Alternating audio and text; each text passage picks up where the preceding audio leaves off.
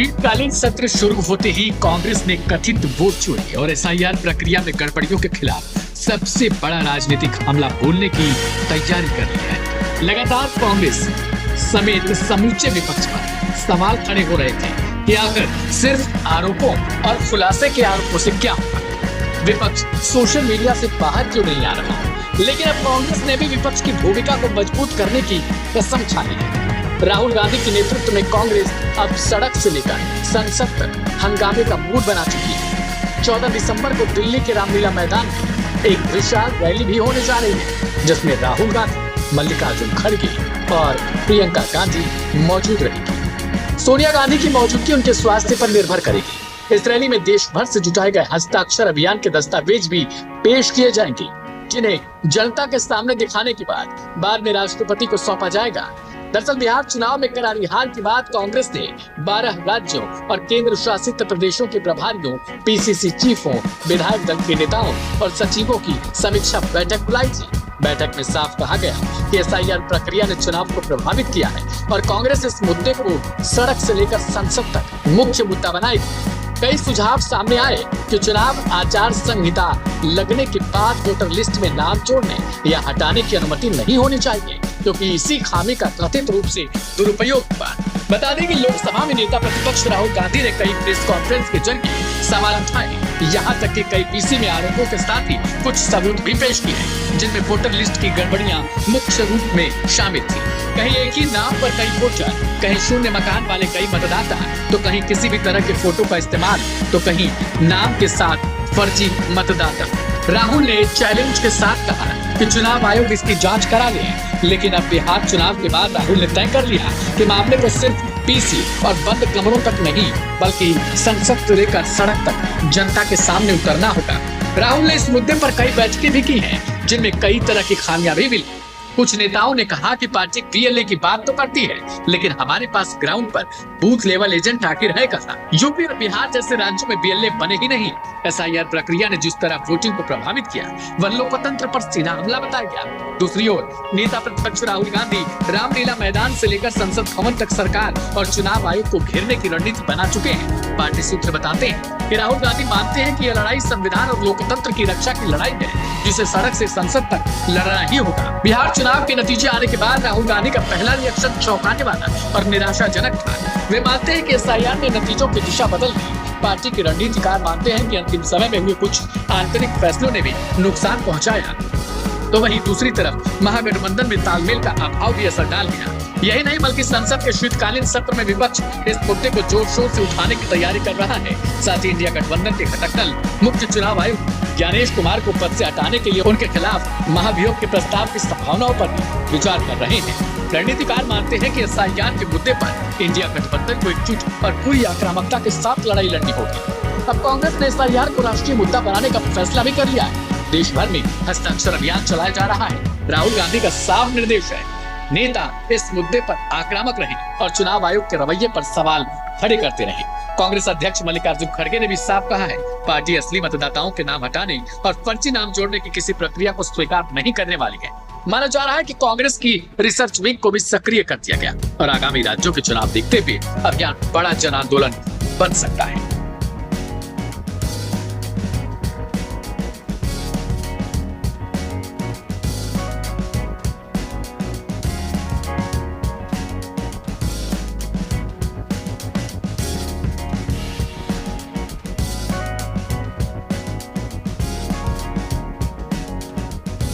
Akhil Bharatiya Congress committee ने vote चोर गद्दी छोड़ अभियान के तहत 5 करोड़ हस्ताक्षर कराने का लक्ष्य रखा गया था और हर राज्य को इसका लक्ष्य निर्धारित करके दिया गया था।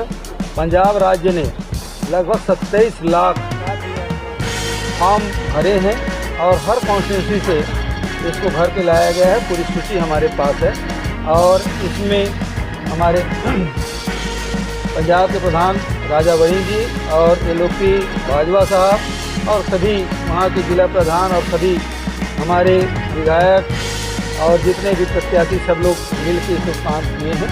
सबको बधाई, शुभकामना। और आज एक समारोह पूर्वक कार्यक्रम में अखिल भारतीय कांग्रेस कमेटी के हमारे जनरल सेक्रेटरी हैं ऑर्गेनाइजेशन उसको हैंड ओवर किया गया है आदरणीय वेणुगोपाल जी को। और मैं स्वागत भी करता हूं कि राजस्थान के अध्यक्ष भी हैं, दूसरे हमारे महामंत्री असम के प्रभारी साहब भी हैं, हरियाणा के प्रधान जी भी हैं। सबका स्वागत करता हूं। आज पंजाब से इसकी शुरुआत हुई है और पूरे देश भर से, हर राज्य से यहाँ इस प्रकार से इकट्ठा करके फिर तय तिथि में इसे फिर राष्ट्रपति को सौंपा जाएगा। पंजाब से हम जिस प्रकार से पूरे देश भर में वोट चोरी हो रही है और वोट चोरी करके देश के अंदर भी सरकारें बनी और राज्यों में भी सरकारें बनी, जिसका पूरा पर्दाफाश आदरणीय राहुल गांधी जी ने एक एक चीज सबूतों के साथ देश के सामने रखा। उसी मुहिम के तहत हमने प्रदर्शन भी किए, लड़ाई भी लड़ी। ऑल इंडिया कांग्रेस कमेटी की तरफ से हमने जो आदेश आए थे, पूरे देश भर में एक सिग्नेचर कैंपेन चला था, जिसके तहत हमारा टारगेट था कि कम से कम 5 करोड़ हम सिग्नेचर लोगों के बीच जाकर, गली गली जाकर उन लोगों को बताना है कि बाबा साहब अम्बेडकर का दिया हुआ अधिकार, कॉन्स्टिट्यूशन अधिकार को छीना जा रहा है, बीजेपी वोट चोरी कर रही है। तो हम पंजाब में गली गली गए और पूरी लिस्ट के साथ हमारे पास 26,85,828 यानी कि हमने ये बॉक्सेस बनाए हैं, जिसमें पर कॉन्स्टिट्यूंसी का जहां जहां से जो फॉर्म आए हैं 117 हमारे कॉन्स्टिट्यूंसीज हैं, और साथ ही में यूथ कांग्रेस, महिला कांग्रेस और अन्य जो ऑर्गेनाइजेशन छोटे हमारे दल हैं, उन्होंने भी अपना हिस्सा डाला है।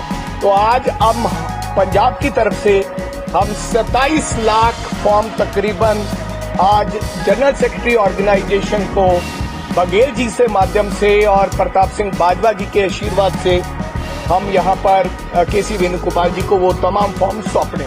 मेरा ख्याल है हाथी के पाँव में सभी का पाँव होता है। बघेल साहब ने बात रखी, हमारे अध्यक्ष जी ने बात रखी, और मुझे इस बात की खुशी है, छोटा सा राज्य है, अगर हमारे लीडर का जो संदेश है वो देश भर में, स्पेशली पंजाब जो है, मैं समझता हूँ बॉर्डर का स्टेट है, और बीजेपी का जो ये वोट चोरी का प्रोग्राम है ये पंजाब रोकेगा, मुझे बाकियों का तो पता है। तो इतने मैं कहना चाहता हूँ। Okay, thank you.